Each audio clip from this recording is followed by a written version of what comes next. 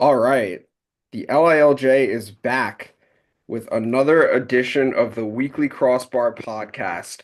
I am Ellis Joshua, and joined alongside me as always is Coach Wink. Coach Wink, how you doing here this afternoon? Ellis, I'm doing well. I'm looking forward to doing a little recap of our first, I guess, 10 days of covering high school lacrosse on Long Island. We started it off with a bang last week, and I know we're gonna tell the world about all the great kids that we're seeing and all these great teams. So I'm looking forward to chatting it up with you. Yeah, should be good. Just given a rundown of the games that we've covered so far early on here in the season. So we're gonna kind of go back to last week, going back to last Monday, the 24th. And so the first game of the season that the LILJ covered for the public schools was over in Islip. We had a battle, a Nassau-Suffolk battle between Port Washington and Islip. And that was a game that was won by Port Washington, a close one. 9-6 game in favor of Port, and just kind of running through some of the standouts in that game. You had Harry Einon for Port Washington. He had 4 goals in that game, and he started off with an early hat trick to kind of get the Port team fired up in that game. So I thought Einon, he's a sophomore, he played very well. So did his brother, another sophomore as well, twin brother Max Einon in the net for Port Washington. He had double-digit saves. I believe he had 11 in that game. Also, Brendan Lang, senior for Port Washington, he was 2-1. Gavin Neville on defense, he played very well for Port Washington. So that was a good win for Port because I mean when you and I did our rankings before the season started, we like Islip in Suffolk Class C. That's a good team. So that's a good win for Port Washington to start off the season. And they played a couple games since then. They're 3-0 now. They also beat Sayville and they beat Harborfields. Yeah, it just shows you how important coaching is now that they have a new coaching regime there. Coach Levy, for those of you who don't know Coach Levy's dad was a big time coach back in the day at Locust Valley, and he has produced a bunch of sons that are all teachers. And Glenn, right, who's coaching now at Port, coached at Harborfields, has coached hoops before. He's an awesome coach, and it just shows once you get the kids organized and on the same page. Um, little early, but I'm feeling a Pequa Port Class A final. I don't know why, but I'm just feeling that. Ooh. Pequa seems to be starting off the season on the right with another one with a new coach. You Yep. know, a young gun coach. He's a young gun coach. So it's exciting to see new coaches get involved in the high school lacrosse game and start to build these programs and bring them back to what they used to be. So this is good stuff. Yeah, for sure. Also just quickly for Islip, just want to shout out their goalie, Mikey Vitale. He had 14 saves in that game. So he definitely kept Islip within reach for sure. But but then a couple days after that, the LILJ, you and I for the first time this season were out there together. So we were out at Bayshore High School covering Bayshore against Babylon, another non-league matchup that was won by Bayshore 9-4. So in that game, one of the players that you and I were very impressed with as we were watching that game was the freshman Connor Doherty. He had 3 goals in that game for Bayshore, getting them going offensively in that game. Then also in the senior class, Christopher Cattell, he had a couple goals as well, but he was doing both, playing offense and defense, using a short stick and a long pole. So he was really showing the versatility that he has in his game for Bayshore. Then Devin Dubendorf in the net, he also had double-digit saves with 11. So that was a good win for Bayshore to open up their season. Yeah, and I took down some Babylon kids. I had the kid, the freshman Corey Delafranco has a sibling on the team, obviously a Mhm. brother who graduated. I mean, we already knew about Kay Jacko, and then Yeah, I Kai liked Janko. who did I wrote down Danny Pravda, a freshman defender. I think he was a lefty, if I remember correctly. Hmm. So he impressed me. And then for Bayshore, a sophomore, Jake Laudenslager. another. These are some of the young guns that are coming up. You mentioned Connor Darity, who had the hat trick, but obviously a lot of these young guns. I believe Jankow is still out there with the Babylon Junior, right? He hasn't committed yet. Yeah, that's correct. Yeah, Kai Jankow, he is uncommitted. Yeah, so these are some of the young guns that these college coaches are going to get a chance to get a look at. Babylon should be in the mix for the Class D Suffolk Championship, and Hmm. we'll see how Bayshore does in the Class A's. I know they had another game. Yeah, they played West Islip after that. Yeah, West Ice, it looks like they're for real this year. They took it to them, right? 14-5. Yep. So very curious to see how everything works its way out in the A's. That was good to get together, and we had one of our new videographers, Ronnie Woodhull, who got some good shots of the game. So Yep. we'll be posting that stuff on social. So that was a fun day out at Bayshore. I love Bayshore High School. I think it's a beautiful high school. Yeah, that's a great spot to cover a game for sure. But You did a double header on Thursday, huh? Before we did the big game. I did. Yeah, so the day after that, so this was on the 27th, I went out to Miller Place and saw Miller Place against Smithtown East girls. So another non-league game, and Miller Place, they came out with a big win to open up their season. So they won that game 15-2. But one of the good things about covering that game, one of the exciting things for me was getting a chance to see some of the young guns that are in the Miller Place program. So one of the names that we know very well, and if anyone doesn't know the name yet, they will very soon. But Ava Robinson, only a seventh grader, and so she got her first taste of varsity gameplay, and she looked really good. I mean, she scored 3 goals. She was on the draw circle. She was taking the draws. She looked very, very skilled on the draw and just looked like she fit in seamlessly, you know? Like I was saying to myself, like if you were watching that game and like you didn't know her grad year, I mean, you'd think that she's a sophomore, junior, like she fits right in with that team. So that was really great to see. Also in the 2029 class, Sophie Angelo, she had a really good game for Miller Place as well. She had 3 goals with an assist. So a couple of the young guns for Miller Place showing that they're going to be big time players in that program. And then of course you have the upperclassmen. You have Bella Altabrando. She had a very good game. She's always a tremendous feeder. So Altabrando in that game, she had 3 goals but also 2 assists. Angie Estathu, she was 2-1. Abby Lanegro 1-1. Lanegro, she's playing midfield for Miller Place, but just a really, really good and convincing win early to start the season for Miller Place. Yeah, it's exciting to see how what Dan Spallina and Mike Hall have done at Miller Place, how that program has improved over the years. We get to see them from 4 or 5 years ago to today since Danny's taken it over, and he's doing a hell of a job. And he's got some really good young players. So I'm excited to see how they do against some of the big boys in the C's this year, how they battle it out with the Mount Sinai's, West Hamptons, Bayports, Sayville, Shoreham, Winning Rivers. That's going to be very interesting to see how Class C shakes out in Suffolk. Yeah, the C's once again, it's another year where it's just very deep and very talented. Like there's going to be some good teams that don't even make the playoffs, where if they were playing in any other conference, they'd be playoff teams easily. Yeah, it's interesting. I didn't even mention Rocky Point, who obviously is a very, very good team.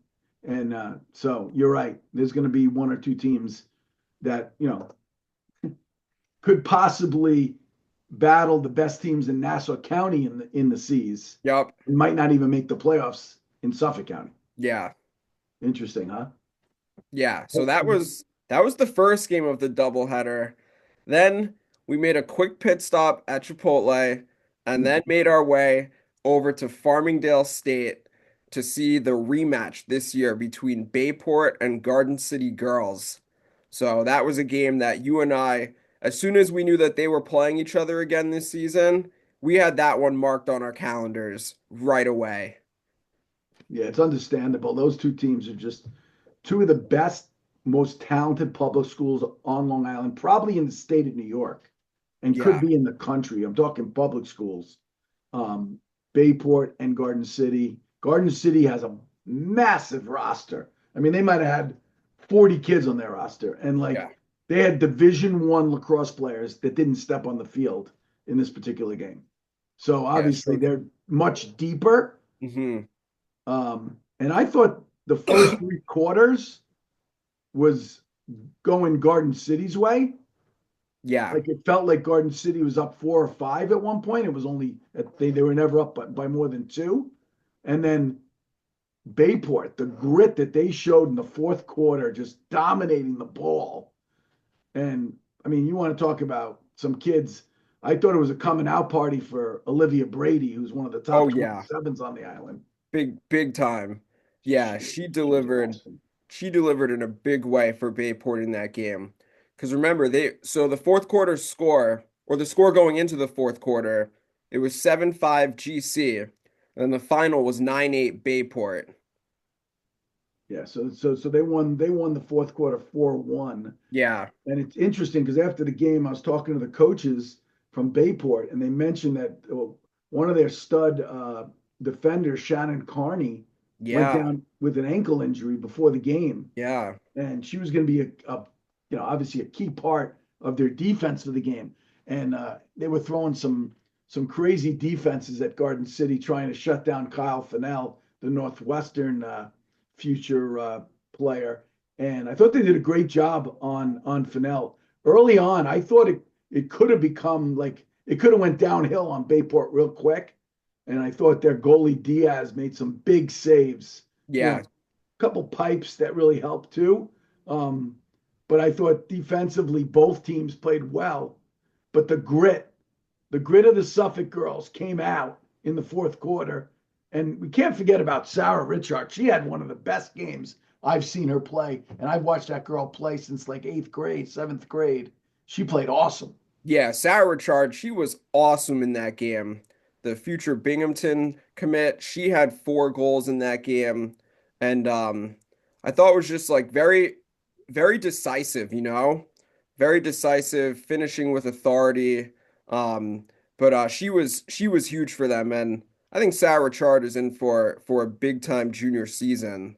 But like you were saying, there were chances where it just seemed like Bayport could have been down by more than what they were. So like it just shows the testament to their coaching staff, of course, the talent, the fight, the toughness, and give them a ton of credit rallying in that fourth quarter to win that game. That's a great win for Bayport. Yeah, that is a great win for Bayport. I'm very curious what that means for them. And then it obviously lit a fire under GC because you saw the score against Long Beach, right? I did. Yeah, yeah, they beat Long Beach yesterday, 14-6. So that's a good win for GC in conference, of course, getting started on the right foot in the power conference, because that's a team that they could definitely see down the line like they have the last couple of years. Yeah, Coach Fennell must have, knowing him from his football background, he probably watched the tape and said, "Okay, here's what we got to do." And they went into the Long Beach game and shut them down because Long Beach is a very talented team. Holding Yep. them to 6 goals is quite an effort defensively. Yeah.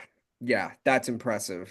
The goaltending was very good in that game. We got to give a shout out to Kate Connolly in the Bayport Yes. game. Yes, we She played do. very well as well. I thought the defense, it was a great game. I think both we came out of that game going, both teams really, obviously Bayport got the W, but I thought both teams won because obviously the goal is for each of them to win the state championship in their, respective classes. And Right. then GC has as good a chance to win the Bs as Bayport has in the Cs.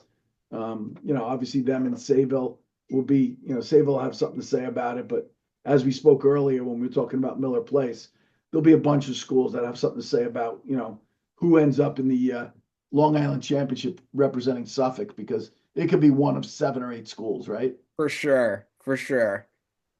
Yeah, interesting. So that was our Thursday night. We went home and tried to get some shut eye and went after Friday. Friday was an interesting game, huh? Yeah, so Friday we were over at Syosset High School covering the boys against Sachem North. That was what we called the Calabria Bowl. John Calabria, the head coach of Syosset, and Johnny Calabria on Sachem North, the sophomore. And that was a game that was that was a great game, first of all. I mean, Sachem North, they came out hot. They jumped out to a 4-1 lead. Steven Castellano, he had an early hat trick in that game in the first quarter, I believe. And that got Sachem North in front early in that one. But Syosset, they did start to rally a bit in the second half, but in the end, Sachem North, they pulled off what I think we could say was an upset win, winning 9-8 over Syosset. It's funny. I would have loved to have been in the Calabria house on Friday evening. I wonder if they went out to dinner or they brought dinner in because obviously it was a little bit too late for Mrs. C to cook up some pasta and some meatballs. But at the end of the day, what do you think the conversation was like between Junior and Pops Calabria talking about this game? I'm very curious because I thought early on, I thought Johnny came out a little tight and then he loosened up and then you saw he made a great feed to Castellan.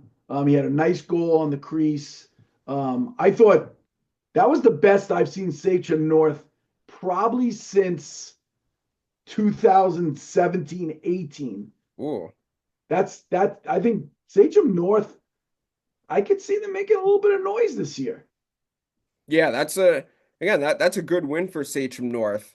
And like some of the guys that we liked from that game also, Henry Sarrow, he's a 2026. He played well. Ty Jerome, only a freshman, long pole, he played very well in that game. I thought Luke LaRocca, he played well as well. For Sachem North. In the goal, Patrick Gamley. He played great. He had 12 saves in that game. And again, Syosset, they had a couple chances down the stretch to try to tie up that game at 9. Actually, Brody Waxer, he had a great chance with like 90 seconds left or so, and he nicked the pipe. So that was huge with Sachem North getting the stop there. And then Syosset did get the ball back with about 20 seconds left or so, but were unable to get a shot off at the end. It's kudos to Sachem North's defense. Yeah, I thought Laraca, number 14, and Jerome, number 18, were two poles that you got to keep your eye on, who I think could be top level kids as they develop, getting them prepared for college. I mean, obviously, Laraca is going to be going through the process this summer. Um, Very high level pole, runs the field real well, great off the ground. And the Jerome kid is only a freshman. That kid has like jets. I mean, that kid exploded. I was Yep. really impressed with that kid. Hmm. Those two poles, watch out for these two kids. They're legit talents. Yeah, no doubt. Also, before we get to Saturday's games, we had our girl Jill. She was over at Seaford covering Seaford Islip girls. So that was a win for Islip to open up the season 16-6. So just kind of going through that game briefly. So Tegan Rao for Islip, she had 4 goals and 2 assists. Caitlin Barnes, she also had 4 goals with an assist as well. In the net, Abigail Dumagard, she had 11 saves, only the 6 goals allowed. So Islip starting off the season with a win in a non-league game against Seaford. Another C that can make noise in Suffolk County. Yup. Amazing. It's amazing. You're talking about the whole Class C. A lot of those schools are going to want to move to Nassau to compete in Nassau so that they have a Right? chance to be in the playoffs. Exactly. So that Saturday was fun. I enjoyed Saturday, the doubleheader. Yeah, so Saturday we were over at Commack. So we saw the Commack girls against Comsewogue. That was a 12-9 win for Commack. Aubrey Marr, the future Husky, she looked very good for Commack. That was their second game. They were coming off of a big win against Syosset. But Aubrey Marr, she was 4-2 for Commack. Lily Pettit was 3-2, the future Stony Brook Seawolf. Amelia Bright was 2-2. Emily Parisi, 2-1. Ava Kolomachuk, she had a goal and an assist as well. And Olivia Bezmalinovich in the net with double-digit saves with 11. So Commack getting a couple of nice wins to start the season against Comsewogue and Syosset. And for Comsewogue on the other end, want to give a quick shout out to Lily Arnone, another young gun, seventh grader, scored her first varsity goal in that game. Yeah, we saw her in the Winter League. That kid's Yep. real. That kid Yeah. is real. And I like the way Coach Mitchell kind of brought her into the game late. Didn't rush her into the game. Smart move by Coach Mitchell. Um, it's funny when you watch WOG. The one kid you got to talk about is the Elon commit. You got to talk about a few of them. I thought McNulty played well. The Binghamton commit. McCrary did a good job in the circle, but I thought Calendar had some like literally top 10 plays. Like Hmm. the goal that she had coming around from behind was just like it was like one of those. Did you see that? Like it was one of the plays where you sit there and you go, "Oh my God, that really just happened." The kid is just a freak of an athlete. Yeah, supreme athleticism for Yeah, Jayla Calendar. 100%, 100%. Now Jill covered a game, right? That was a blowout. The game Jill went to, right? Yeah, Jill, she was at the Carey Calhoun game in the morning, which Calhoun won that game 16 nothing, pitched a shutout in that game. So Alex Avoli for Calhoun, she was 2-2. Ela Cavalieri, she was 3-2, and Tess McGuire, freshman, she scored 4 goals in that game. The Calhoun Colts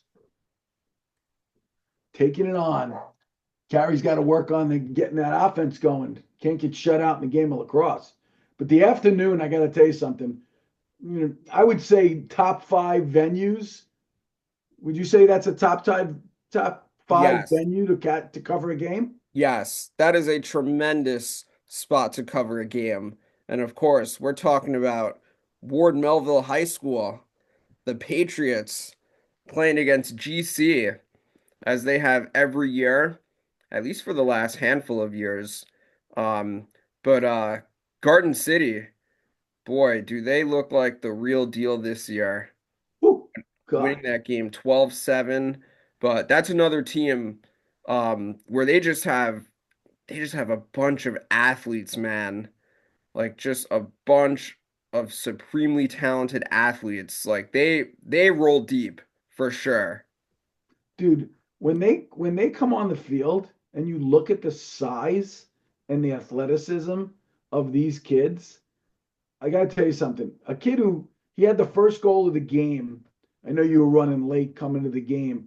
The kid 14, Anthony Asaro. Hmm. I mean, every kid looks like every kid looks like a tight end, wide receiver, outside linebacker. I mean, Yeah, you it's can you can just see they're all football kids. Like you know it as soon as you see them. the Cascadin brothers. I mean, obviously their old man was a Jet, and their older brothers killing it at Cornell, one of the top face-off kids in the country. I mean, the kid who's the pole. Which one's the pole? So Blake is the pole. Oh Blake is the my! pole and Luke is the Fogo. And he Yo, was 16 for 20, I believe, at the face-off X. So so he eighty was, percent, and then the kid who's the pole is an athlete and a half. yeah, I mean, they have the kid Coster going and Charlie going to yeah, Lehigh. yeah. Charlie Coster, he scored 7 goals in that game. Did he really? Yeah, yeah. Yeah, I got to tell you something. Last year, before he got recruited, when I was talking to a few coaches out there, I was like, dude, I think he's the best offensive 26 on the island. Like, Lehigh got themselves a gem, That's a great pickup for Lehigh. huge pickup for Lehigh. He's a gem. And then they got the young gun, the lefty Ben Smith. Yup. Didn't do a lot in this game, but you could tell that kid's going to be a talented kid, and he's going to do some really good things moving forward. Yeah, The Majid definitely. kid, they probably run 8 or 9 middies deep. I mean, Coach Fennell could run 3 midfields if he wanted to. Yeah, for sure. Hey, Coach Wink, just want to give you a heads up. that we're short on time, so we're going to do a part two to continue talking about this game as well as the nightcap from Saturday and what we saw yesterday. So we're going to take Okay. a brief time out and we're going to come back shortly with part two of Weekly Crossbar.